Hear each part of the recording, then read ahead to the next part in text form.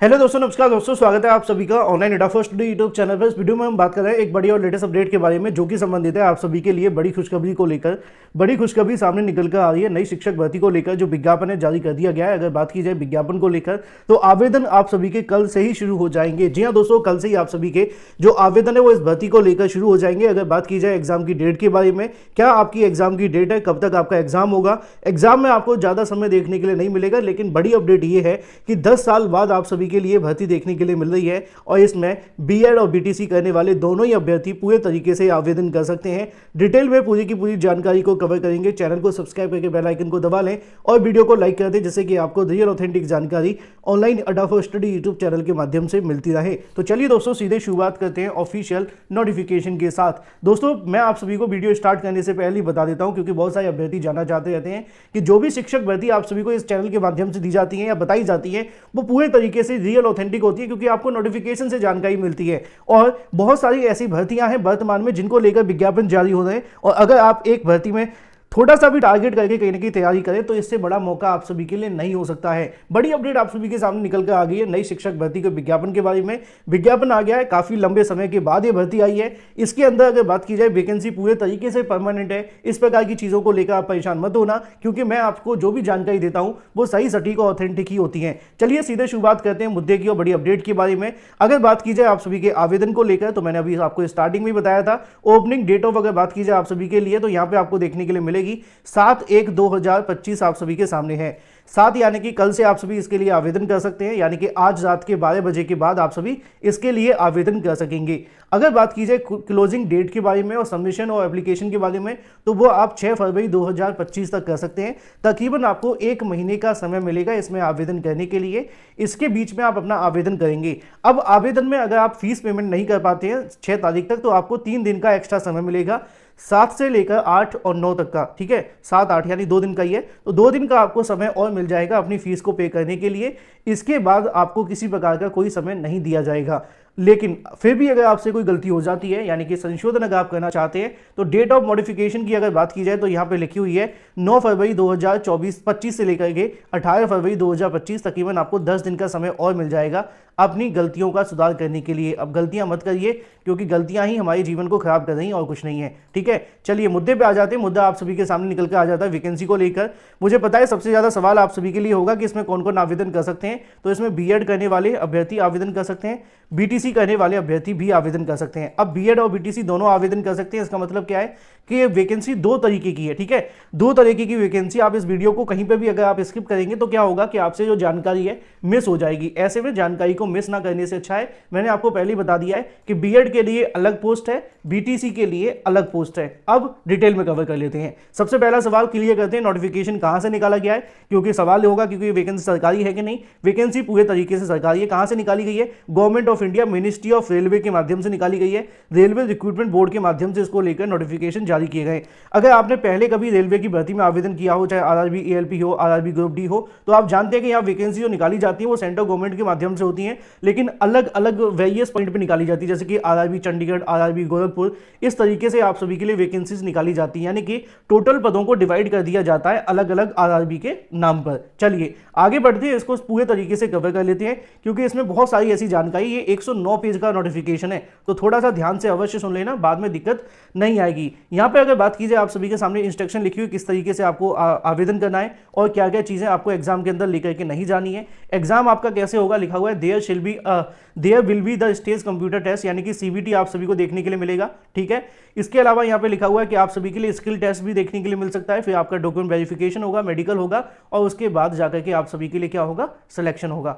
Call letter आपको कैसे जारी किया जाएगा वो भी लिखा हुआ है। नोबलाइजेशन भी देखने के लिए मिलेगा।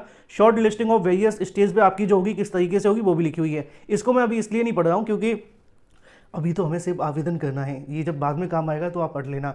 नेगेटिव मार्किंग की बात की जाए, तो यहाँ 1/3 की नेगेटिव मार्किंग भी देखने के लिए मिलेगी।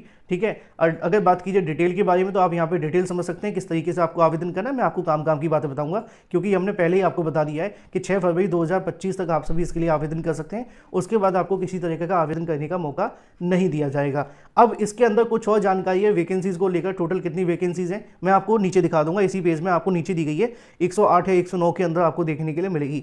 अब चूंकि ये सेंट्रल गवर्नमेंट की नोटिफिकेशन है तो इसके अंदर सभी अभ्यर्थी आवेदन कर सकेंगे, यानी कि भारत का आपको नागरिक होना चाहिए, और इसके अलावा भूटान नेपाल वाले वो भी कर लेते हैं, लेकिन उनके लिए कुछ चीज़ें होती हैं जो आप यहाँ पढ़ सकते हैं। ठीक है, एज लिमिट की बात की जाए तो यहाँ लिखी हुई है 1/1/2025 से लेकर आप सभी की जो एज है वो काउंट की जाएगी। ठीक है, 1/1/2025 की जो आपकी एज है वहाँ से आपको कट ऑफ डेट कहा जाएगा। अब यहाँ पे आप डेट देख सकते हैं, 18 से लेकर 33 वर्ष के अभ्यर्थी आवेदन कर लेंगे।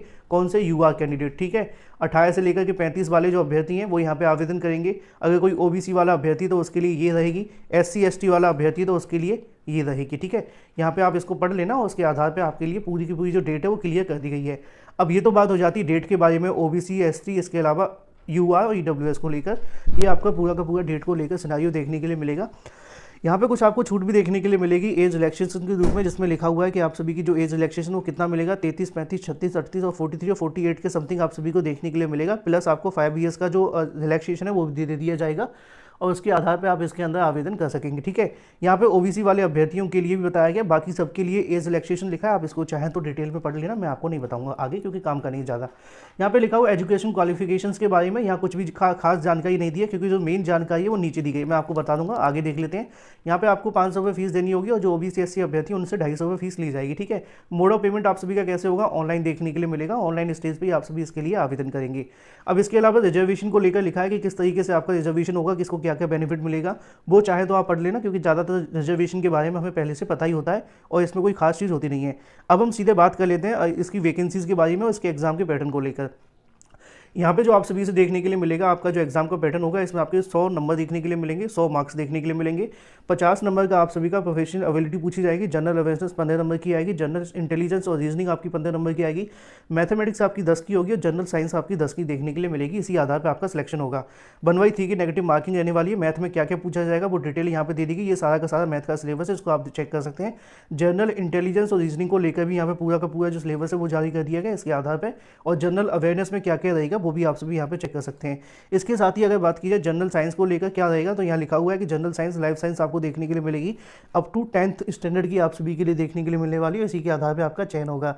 साथ ही अगर बात की जाए यहाँ पे आप सभी के लिए, ये तो आपका हो जाता है एग्जाम को लेकर पूरा पैटर्न। अब थोड़ा सा डिटेल कवर कर लेते हैं योग्यताओं के बारे में, क्योंकि सबसे बड़ा सवाल योग्यता पर टिका होता है। ये मैंने आपको स्टार्टिंग में बताया था कि अलग अलग आप सभी के लिए निकाली जाती है RRB के माध्यम से, है ना, जिसमें RRB गोरखपुर भी देखने के लिए मिल जाता है। RRB अगर बात की चंडीगढ़, मालवा, मुंबई, सिकंदराबाद, रांची, प्रयागराज, है ना, ये आप सभी की अलग अलग RRB की वेबसाइट है, आप इनको वहाँ पे जाकर भी इससे संबंधित नोटिफिकेशन डाउनलोड कर सकते हैं। ठीक है, यहाँ पे आप सभी को योग्यता के बारे में देखने के लिए मिलेगा। अब मैंने आपको स्टार्टिंग में बताया था कि यहाँ B.Ed और BTC दोनों ही अभ्यर्थी आवेदन कर सकते हैं, B.Ed और BTC दोनों अभ्यर्थी आवेदन कर सकते हैं। B.Ed और BTC आवेदन कर सकते हैं, इसका मतलब ये है कि दोनों अलग अलग योग्यताएं हैं। अब B.Ed किस में आवेदन करेगा, B.Ed ज़्यादातर किस में करता है, TGT के अंदर करता है, क्योंकि यहाँ पे 6 to 8 की वैकेंसी नहीं है। TGT B.Ed पर आवेदन करता है, PRT के अंदर BTC आवेदन करता है। ठीक है, तो यहाँ पे इसी तरह की वैकेंसी है। टोटल TGT और PGT की वैकेंसी आपको देखने के लिए मिलती है, प्लस PRT की वैकेंसी देखने के लिए मिलती है, इसमें आप सभी आवेदन कर सकते हैं। अब यहाँ पे जब आप आवेदन करेंगे तो आपका सिलेक्शन कहीं पर भी हो सकता है, जरूरी नहीं है कि आपका आवेदन गोरखपुर के अंदर हो, प्रयागराज के अंदर हो, लखनऊ के अंदर हो सकता है कि आपका रांची या किसी और जगह पर भी देखने के लिए मिल जाएगा। वो डिपेंड करेगा आप सभी के क्वेश्चंस के ऊपर, क्योंकि जो आपकी मेरिट बनेगी आफ्टर ऑल वो आप सभी के नंबर्स के आधार पर बनेगी। ठीक है, तो यहाँ पे आप सभी के लिए कुछ जानकारियाँ कवर कर लेते हैं, क्योंकि 109 पेज का जो नोटिफिकेशन है, थोड़ा जल्दी जल्दी चीज़ों को कवर कर लेंगे। यहाँ पे आप सभी के सामने आ जाता है आपके जो डॉक्यूमेंट्स लगने वाले हैं वो कौन कौन से डॉक्यूमेंट्स रहेंगे, किसके बिहाफ में आप सभी इसके अंदर आवेदन करेंगे। ठीक है, तो यहाँ पे आप सभी एग्जाम से संबंधित जो डाटा है वो चेक कर सकते हैं, क्या क्या आप सभी का पूछा जाएगा। ये जूनियर ट्रांसलेटर का है जो आप सभी का एग्जाम देखने के लिए मिलेगा। यहाँ पे अगर बात की स्टाफ वेलफेयर का देखने के लिए मिलेगा, क्योंकि इसमें और भी कुछ वैकेंसी है TGT और BGT के अलावा, तो उनका भी डाटा यहाँ पे दे दिया गया है। ठीक है, यहाँ पे सीनियर पब्लिसिटी इंस्पेक्टर का देखने के लिए मिलता है। इसी के साथ अगर बात की जाए ऑल पोस्ट ग्रेजुएट टीचर को लेकर, मैंने आपको स्टार्टिंग बताया था PGT की वैकेंसी भी है, तो PGT के अंदर आप सभी का जो एग्जाम का सिलेबस है वो जारी कर दिया गया है। ये आपका एग्जाम का सिलेबस रहेगा, क्या क्या कितने कितने क्वेश्चन का पूछा जाएगा, ये PGT का 50 नंबर का हो गया। ठीक है, इसी तरीके से यहाँ पे अगर बात की जाए फिजिकल ट्रेनिंग PTI के बारे में, उनका क्या क्या सिलेबस रहेगा वो आपको देखने के लिए मिल जाता है। यहाँ पे असिस्टेंट टीचर की बात करें, असिस्टेंट टीचर का मतलब क्या होगा, BTC वाले अभ्यर्थी इसमें आवेदन कर सकते हैं। तो BTC के लिए क्या सिलेबस देखने के लिए मिलेगा वो आप सभी के सामने है, इसको आप पढ़ लेना। ठीक है, इसके अलावा म्यूजिक टीचर का क्या सिलेबस रहेगा वो भी आप यहाँ चेक कर लेना। और इसके साथ ही अगर बात करें लैब असिस्टेंट और ग्रेड 3 केमिस्ट के बारे में जो आपका एग्जाम का सिलेबस है वो भी इसमें जारी कर दिया गया है। साथ ही अगर बात करें लेबोरेटरी असिस्टेंट के बारे में तो इसको लेकर भी आप सभी के जो एग्जाम का सिलेबस है वो जारी कर दिया है। अब हम कवर कर लेते हैं आप सभी की योग्यताओं के बारे में कि कौन कौन इसमें आवेदन करेगा, क्या क्या आप सभी के लिए योग्यता रहने वाली है। इसमें प्राइमरी टीचर को लेकर मैंने स्टार्टिंग में बताया था कि ये प्राइमरी की वैकेंसी है। यहाँ से आपका प्राइमरी के क्वेश्चंस देखने के लिए मिलेंगे, 18 से 20 क्वेश्चन आपके यहाँ से आएंगे और ये आपका सिलेबस रहेगा। इसी तरीके से यहाँ पे आप सभी के लिए जो टीजीटी का भी सिलेबस देखने के लिए मिल जाएगा। अगर आप टीजीटी में आवेदन करना चाहते हैं तो टीजीटी के लिए भी आवेदन कर सकते हैं। अब हम थोड़ी सी बात योग्यताओं को लेकर कर लेते हैं। देखो, मैं आपको एक एक करके काम की बातें बताता हूँ। अगर आप पीजीटी में आवेदन करना चाहते हैं तो आपके पास में क्या होना चाहिए, बीएड होना चाहिए, मस्ट है, ठीक है। बीएड सभी के अंदर बीएड होगा। पीजीटी में बीएड तो आपके पास होना चाहिए, प्लस आपके पास एक काम की चीज़ होनी चाहिए, मास्टर डिग्री, ठीक है, 50% मार्क्स के साथ में। तो पीजीटी की किसी भी पोस्ट के लिए आप आवेदन करना चाहते हैं, आपके पास मास्टर डिग्री इन बीएड और मास्टर डिग्री होनी चाहिए 50% मार्क्स के साथ में, संबंधित सब्जेक्ट के साथ। जैसे कि आपने कॉमर्स में आवेदन करना है तो आपके पास कॉमर्स में होनी चाहिए, आपको अगर आवेदन करना है हिंदी के अंदर तो आपके पास हिंदी में होनी चाहिए। तो पीजीटी की योग्यता एक लाइन में बता दी जाए तो आपके पास में क्या होना चाहिए, मास्टर डिग्री होनी चाहिए, एमए एमएससी अगर आपके पास है तो आप यहाँ किसी भी पोस्ट पर आवेदन कर सकते हैं, प्लस आपसे बीएड मांगा जाएगा। बस यही काम की चीज़ है आपकी योग्यता को लेकर। ये पूरी की पूरी पोस्ट ग्रेजुएट आप पढ़ेंगे, सभी में यही मांगा जाएगा, master degree BEd with concern subject, ठीक है। तो अगर आपके पास में ये है तो आप इसमें आवेदन कर सकते हैं। अब थोड़ा सा बात कर लेते हैं आपकी और भी योग्यताओं के बारे में। ये यहाँ पे पीजीटी को लेकर पूरा डाटा दिया गया है, पीजीटी और पीजीटी के लिए। अब यहाँ पे पीजीटी के अलावा अगर बात की 10th ग्रेजुएट टीचर की बात कर लेते हैं। 10th ग्रेजुएट टीचर का मतलब आप जानते हैं टीजीटी की यहाँ बात की जा रही है। अब टीजीटी के लिए वैसे तो आप जानते हैं कि यहाँ पे आपसे ग्रेजुएशन मांगा जाता है, लेकिन अगर आपके पास में ग्रेजुएशन नहीं भी है तो पोस्ट ग्रेजुएशन के आधार पर भी आप इसमें आवेदन कर सकते हैं। लेकिन ये जो है आपको देखने के लिए मिलती है ड्राइंग के लिए। तो ड्राइंग के लिए आपके पास बीएड ना हो तभी चल जाएगा। अगर आपके पास में बीए ऑनर्स की डिग्री है तो आप आवेदन कर सकते हैं। एमए डिग्री इन ड्राइंग और पेंटिंग में है या फाइन आर्ट्स है तभी आप इसमें आवेदन कर सकते हैं। ये आपकी योग्यता रहेगी, ठीक है, टीजीटी के लिए। फिजिकल टीचर पीटीआई टीचर के बारे में योग्यता यहाँ पे आप सभी के सामने है। अगर आप टीजीटी बंगाली में आवेदन करना चाहते हैं तो उसकी योग्यता लिखी हुई है। टीजीटी इंग्लिश के अंदर आवेदन करना चाहते हैं तो वो भी लिखा हुआ है कि टीजीटी इंग्लिश में आपको कैसे आवेदन करना है, ठीक है। टीजीटी बायोलॉजी के लिए भी यहाँ पे योग्यता लिखी हुई, ग्रेजुएशन प्लस बीएड होना चाहिए, बस इतनी सी बात आपको याद में रखनी है। 10th ग्रेजुएट टीचर के लिए आप आवेदन करना चाहते हैं इंग्लिश में तो वही योग्यता है जो मैंने आपको बताई है। कंसर्न सब्जेक्ट आपका ग्रेजुएशन में होना चाहिए, प्लस आपके पास में क्या हो, बीएड होना चाहिए, बस यही काम की है। ये इतना लंबा जो लिखा है वही काम का, ठीक है, मैंने आपको शॉर्ट में बता दिया है। ये आपका टीजीटी का हो जाता है। टीजीटी मैथ के लिए भी यही रहेगा, है ना। मैथ के साथ साथ अगर बात की जाए साइंस के बारे में, मैथ और साइंस में आपसे कॉम्बिनेशन मांग लिया जाएगा, वो भी आप देख लेना। संबंधित सब्जेक्ट आपके वो होने चाहिए ग्रेजुएशन में और प्लस आपके पास बीएड होगी। तो ये आपकी टीजीटी पीसीएम को लेकर आ जाती है। इसी तरीके से टीजीटी संस्कृत को लेकर आ जाता है, सेम वही चीज़, ग्रेजुएशन प्लस बीएड, ठीक है, या मेल और फीमेल का चक्कर है, बस आप इसको देख लेना। अब आ जाते हैं थोड़ा सा और वैकेंसीज़ के बारे में। ये सारी की सारी टीजीटी की वैकेंसी, ठीक है, ये सारी टीजीटी की वैकेंसी है, क्योंकि पीजीटी में योग्यता post graduation plus BEd, TGT में योग्यता ग्रेजुएशन प्लस बीएड, और इसके अलावा कोई खास नहीं है। एज मैंने आपको स्टार्टिंग में बता दी थी। यहाँ पे कुछ और वैकेंसीज भी निकाली गई थी, जैसा कि मैंने आपको बताया था, साइंटिफिक असिस्टेंट, इसके अलावा junior translator, senior public inspector की देखने के लिए मिलती है, स्टाफ एंड वेलफेयर इंस्पेक्टर की भी है, लाइब्रेरियन की है, और म्यूजिक टीचर की है। म्यूजिक टीचर के लिए आपके पास में बीए की डिग्री होनी चाहिए, यहाँ बीएड नहीं भी होगा तब भी इसमें चल जाएगा, कोई इशू नहीं आएगा, ठीक है। म्यूजिक टीचर में बीएड आपसे नहीं मांगा जाएगा। ये आपका पे स्केल देखने के लिए मिल जाता है, सबका अलग अलग पे स्केल है। प्राइमरी टीचर रेलवे की बात की जाए तो इसके अंदर आपकी जो योग्यता है वो क्या रहेगी, अगर आपने 12th प्लस डीएलएड का रखा है तो आप इसमें आवेदन कर सकते हैं। अगर आपने ग्रेजुएशन प्लस डीएलएड का रखा है तो भी आप आवेदन कर सकते हैं। बीएड का रखा है तब भी आप आवेदन कर सकते हैं, लेकिन जो बीएड करने वाले अभ्यर्थी रहेंगे वो इसमें आवेदन नहीं कर पाएंगे, ठीक है। ये आप सभी के सामने जो योग्यता है वो देखने के लिए मिलेगी और इसी के आधार पर आपको आवेदन करना होगा। प्राइमरी टीचर इंग्लिश के लिए भी सेम योग्यता है जो आपको ऊपर बता दी गई है। ये आपका प्रोसेस होगा। एक चीज़ आपको और याद रखनी है कि आपके पास में टीईटी होना चाहिए, यानी कि सीटेट अगर आप पास हैं प्राइमरी का तो आप इसके अंदर आवेदन करेंगे। प्राइमरी टीचर इंग्लिश मीडियम में आप आवेदन करना चाहते हैं तो वहाँ पे भी यही योग्यता देखने के लिए मिलेगी, ज़्यादा कुछ आपके लिए डिफरेंस क्रिएट नहीं करेगा। इसके अलावा ये हो जाती है साइंस टीचर के लिए प्राइमरी में, तो ये आप सभी का क्या है, योग्यता है। असिस्टेंट टीचर प्राइमरी स्कूल के लिए भी यही सेम आपको देखने के लिए मिलेगा। प्राइमरी टीचर बंगाली में आवेदन करना है तो बंगाली का भी वही प्रोसेस होगा, कुछ ज़्यादा खास नहीं होगा, बस आपको बंगाली आनी चाहिए, ठीक है। हिंदी का भी वही प्रोसेस रहना है, और इसके अलावा तमिल में तमिल आपके पास होनी चाहिए, तभी आप आवेदन करेंगे पढ़ाने के लिए, क्योंकि ये जो वैकेंसी वो सभी जगह से निकाली गई। स्टार्टिंग मैंने आपको बताया था कि अलग अलग जगह से आपके लिए वैकेंसी, जैसे कि आरआरबी अजमेर से अगर बात की जाए, आरआरबी अहमदाबाद से, यहाँ पे सिर्फ 2 वैकेंसी देखने के लिए मिलती हैं, ठीक है। इसमें कोई शिक्षक भर्ती नहीं है। रेलवे के अंदर अगर बात की जाए बेंगलोर के माध्यम से यहाँ टीजीटी की वैकेंसी भी है, टीजीटी की वैकेंसी भी है और फिजिकल एजुकेशन की भी है, टीजीटी की भी है। इसके अलावा यहाँ पे ये कुछ शिक्षक भर्तियाँ हो जाती हैं जिनके पद भी यहाँ लिखे हुए हैं। यहाँ पे अगर बात की जाए भोपाल के माध्यम से ऑलमोस्ट सारी की सारी वैकेंसी जो हमने आगे डिस्कस की हैं, चाहे वो टीजीटी की हो, पीजीटी की हो या फिर पीआरटी की हो, ठीक है। इसके अलावा यहाँ पे अगर बात की जाए भोपाल के माध्यम से कुछ और वैकेंसीज भी हैं, तो इसमें सारी की सारी आ गई ऑलमोस्ट, है ना। भुवनेश्वर में ज़्यादा नहीं है, सिर्फ एक ही है। और इसके अलावा बिलासपुर के अंदर ये वैकेंसी देखने के लिए मिल जाती, पढ़ लेना, मैं डिटेल में नहीं कवर करूँगा क्योंकि वीडियो बहुत लंबा हो जाएगा। आरआरबी चेन्नई के माध्यम से ये सारी वैकेंसी, इसमें टीजीटी पीजीटी इसके अलावा पीआरटी भी है।